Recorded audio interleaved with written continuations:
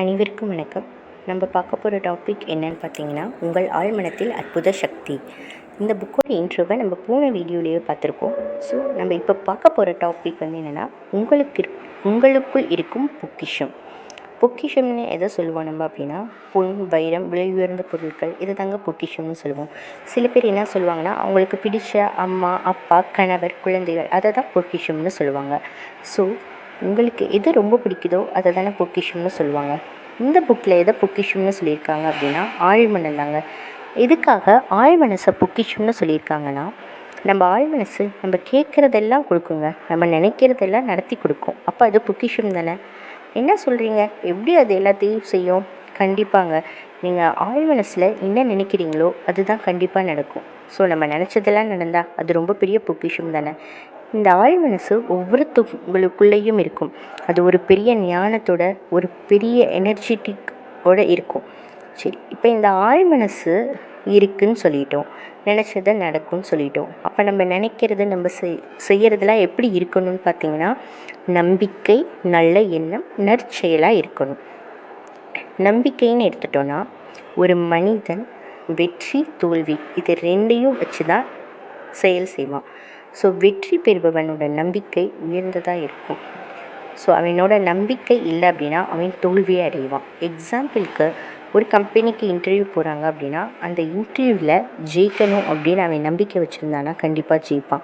அதுக்கு பதிலாக இன்டர்வியூக்கு போகும்போதே, இந்த கம்பெனியில் எனக்கு வேலை கிடைக்குமா, இங்கே நிறைய கொஷின் கேட்பாங்கள்ல, இங்கே இது பெரிய கம்பெனியிலன்னு நிறைய கேள்விகளோட சந்தேகத்தோடு போனான்னா வெற்றி கிடைக்கிறது கஷ்டம்தாங்க. ஸோ நம்பிக்கை தான் ரொம்ப முக்கியம். ரெண்டாவது, நல்ல எண்ணங்கள். நல்ல எண்ணம்னு எதை சொல்கிறோம் அப்படின்னா, நம்ம ஆழ்மனசு ஒரு தோட்டம் மாதிரிங்க. அதில் நிறையா பூக்களோட விதைகள் போட்டிங்கன்னா யோசிச்சு பாருங்கள், நல்ல பெரிய பூத்தோட்டமாக இருக்கும், பார்க்கவும் அழகாகவும் மகிழ்ச்சியாகவும் இருக்கும். அதுக்கு பதிலாக அந்த தோட்டத்தை நம்ம பராமரிக்காமல் அப்படியே விட்டோம் அப்படின்னா குப்பையும் உட்புதர்களுமாக தான் இருக்கும். அதனால் நமக்கு கிடைக்க போகிற பலன் என்ன அப்படின்னு பார்த்தீங்கன்னா, காயம்தாங்க.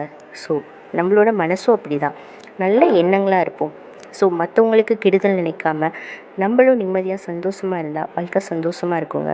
அதுக்கு பதிலாக பழி, பகைமை அந்த எண்ணத்தில் வச்சுருந்தோம்னா நமக்கு காயம் மட்டும்தாங்க மிஞ்சும். ஸோ சந்தோஷமான பூக்களோட நம்மளோட வாழ்க்கை மலரட்டும், பூக்கள் மாதிரி. அடுத்து, நல்ல செயல். நல்ல செயல்னு எதை சொல்கிறோம் அப்படின்னா, உண்மை, நன்றி, மகிழ்ச்சி, அமைதி. உண்மையாக இருக்கணுங்க.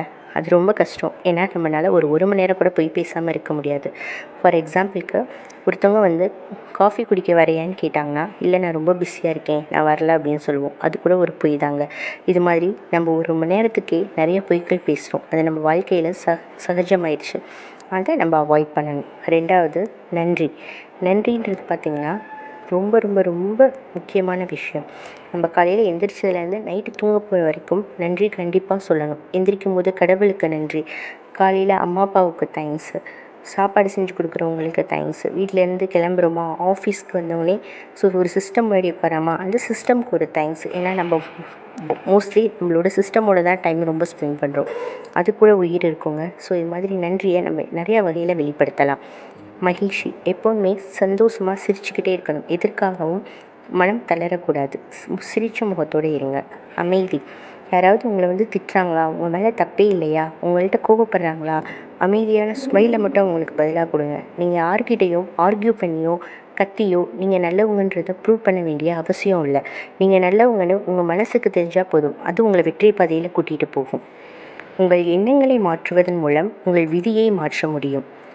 நல்ல எண்ணங்களோடு, நம்பிக்கையோடு நற்செயல்களை செய்வோம். வாழ்க்கையில் வெற்றி பெறுவோம். நன்றி, வணக்கம்.